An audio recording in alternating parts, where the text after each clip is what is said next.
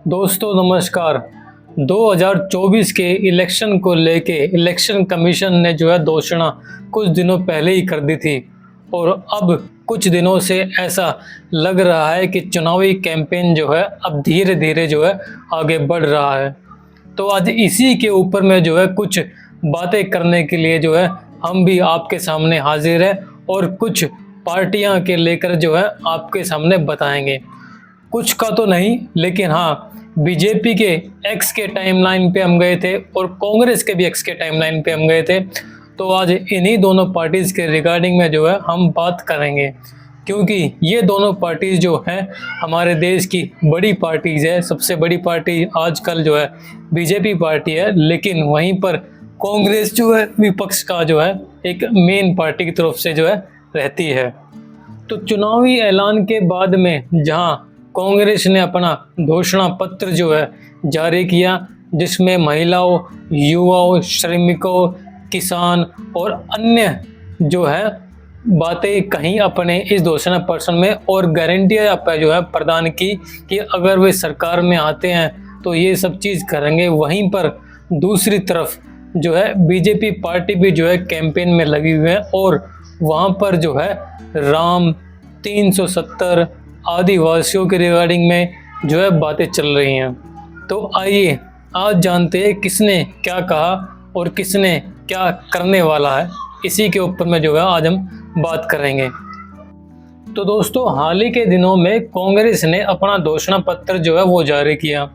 अब उसी को लेकर के जो है जेपी नड्डा और प्रधानमंत्री ने ये कहा कि ये जो कांग्रेस का जो घोषणा पत्र है ये मुस्लिम लीग का जो है घोषणा पत्र है, ये तुष्टिकरण की जो है राजनीति की का पत्र है।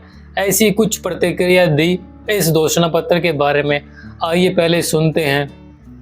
2 दिन पहले कांग्रेस ने जो अपना घोषणा पत्र जारी किया है उसमें भी मुस्लिम लीग के विचारों की छाप है। कांग्रेस ने घोषणा पत्र नहीं, तुष्टिकरण पत्र जारी किया है। कांग्रेस पार्टी को जनता ने बार बार नकारा है, लेकिन इसके बावजूद भी कांग्रेस पार्टी तुष्टिकरण की राजनीति से बरआमदा है और तुष्टिकरण की राजनीति से बाज नहीं आ रही है। मैंने कांग्रेस के मैनिफेस्टो को देखा, मुझे आश्चर्य हुआ कि यह कांग्रेस पार्टी का मैनिफेस्टो है या मुस्लिम लीग का मैनिफेस्टो है। देश को बांटने के लिए और सत्ता को हथियाने के लिए कहां तक कांग्रेस पार्टी जा सकती है, इसका अंदाजा नहीं लगाया जा सकता। अब हालांकि जहां तक मेरी समझ है, जहां तक मैंने उस घोषणा पत्र को देखा और पढ़ा है, मुझे उसमें कुछ ऐसा प्रतीत हुआ नहीं। लेकिन इसी के तौर पे जो है यहाँ पे तुष्टिकरण और मुस्लिम लीग के रिगार्डिंग में जो है बताया जा रहा है एक पार्टी के घोषणा पत्र को लेकर के।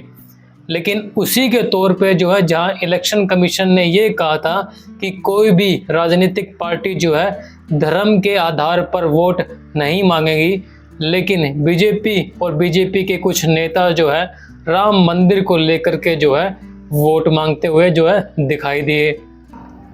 राम मंदिर बनने से बहुत नाराज है।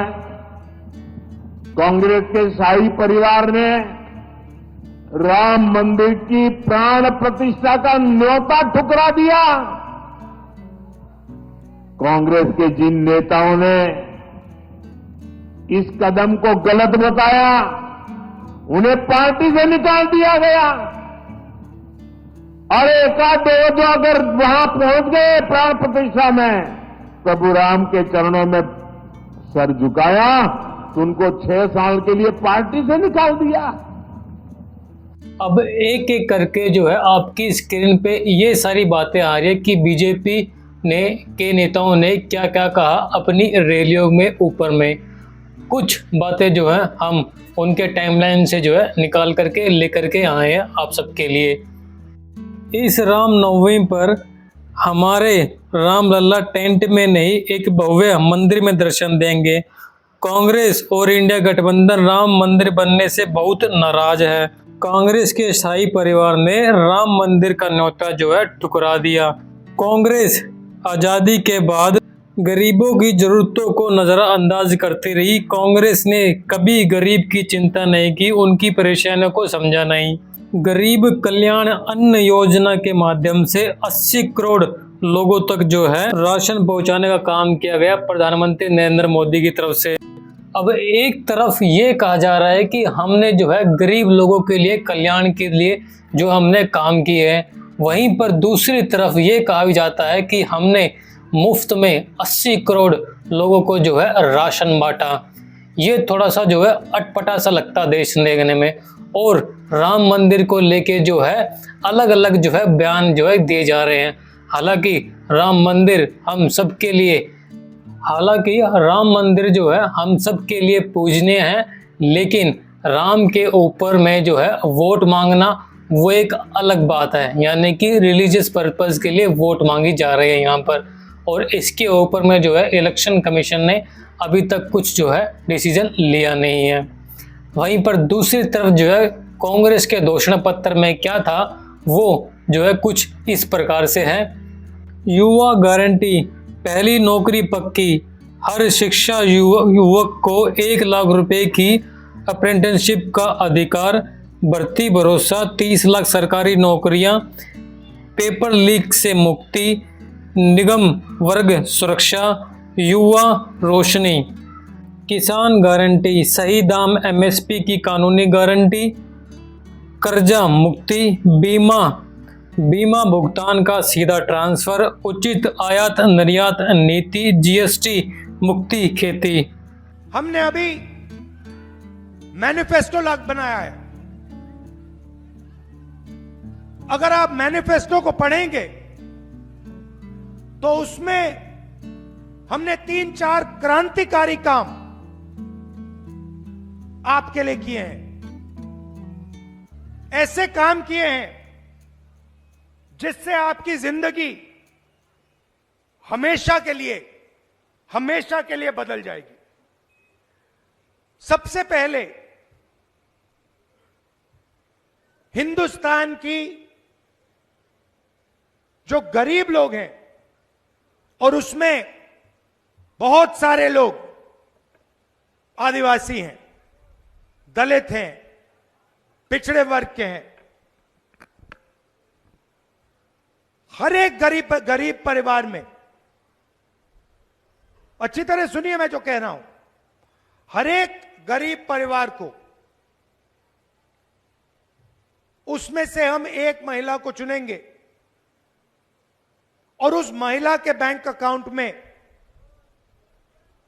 साल के 1 लाख रुपए हम डालेंगे। हर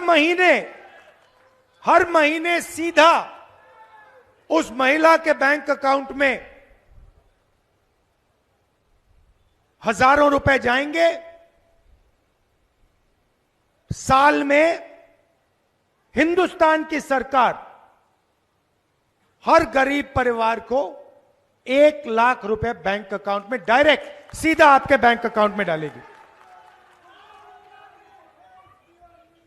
जो आशा और आंगनवाड़ी की महिलाएं हैं, उसमें भी आदिवासी हैं, पिछड़े वर्ग के लोग हैं, दलित हैं,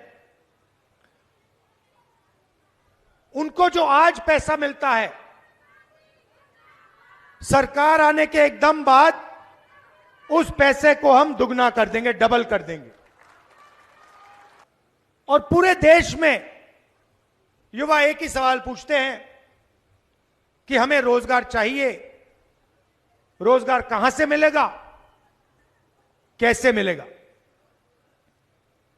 आज मैं इस भाषण में आपको जवाब देने आया हूं।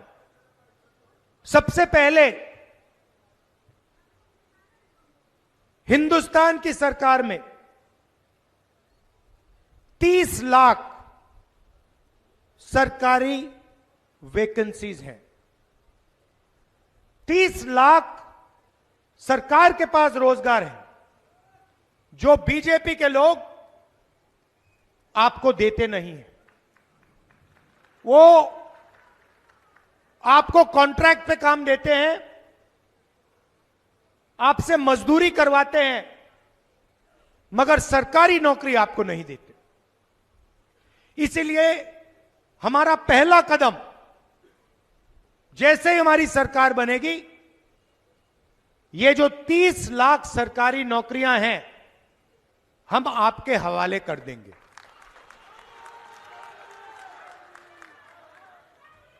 दूसरी बात, जो अमीर घर के लोग होते हैं, पता नहीं आपने अप्रेंटिसशिप शब्द सुना है या नहीं सुना है, तो मैं आपको बताता हूं अप्रेंटिसशिप क्या होती है। जो ये अमीर घर के बच्चे होते हैं, रोजगार का पाने से पहले, काम करने से पहले, ये अलग अलग कंपनियों में जाके ट्रेनिंग लेते हैं।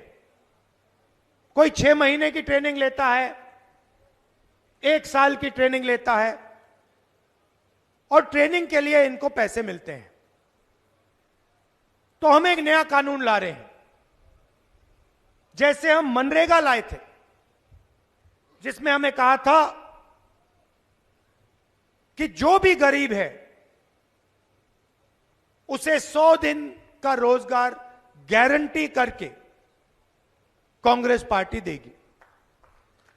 तो ये हमने सालों पहले ये योजना हम आपके लिए लाए थे, और वो चलेगी। नरेंद्र मोदी जी ने उसको बंद करने की कोशिश की, पैसा नहीं देते हैं। हम उस योजना को चलाएंगे, मगर हम एक नई योजना, एक नया अधिकार आपको देना चाहते हैं। हिंदुस्तान के हर युवा को, हर गरीब युवा को, आदिवासी, दलित, पिछड़े वर्ग के, गरीब जनरल कास्ट के युवाओं को 1 साल की अप्रेंटिसशिप, साल का 1 लाख रुपया,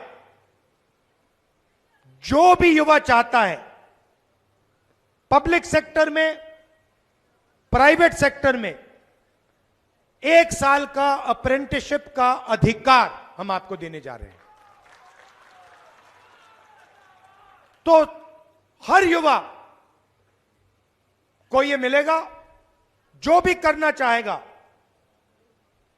वो बड़ी से बड़ी कंपनी में, सरकारों में, अस्पतालों में, अलग अलग संस्थाओं में उसे 1 साल की अप्रेंटिसशिप मिलेगी। 1 साल का 1 लाख रुपया मिलेगा, और फिर अगर वो अच्छा काम करेगा तो शायद वहीं उसको नौकरी मिल सकती है।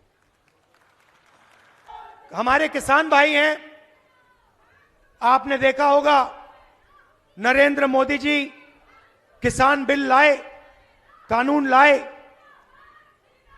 और लाखों किसान सड़क पे उतर पड़े। पंजाब में, हरियाणा में, मध्य प्रदेश में, पूरे देश में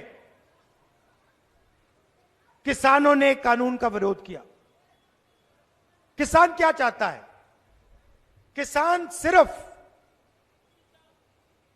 क्या? सही दाम। किसान ये कहता है कि देखिए, मुझे कोई फ्री गिफ्ट नहीं चाहिए, मुझे आपसे कोई तोहफा नहीं चाहिए, मगर जो मैं उगाता हूं, अपने खून पसीने से जो उगाता हूं, उसके लिए मुझे सही दाम मिलना चाहिए। बस यही कहता है किसान।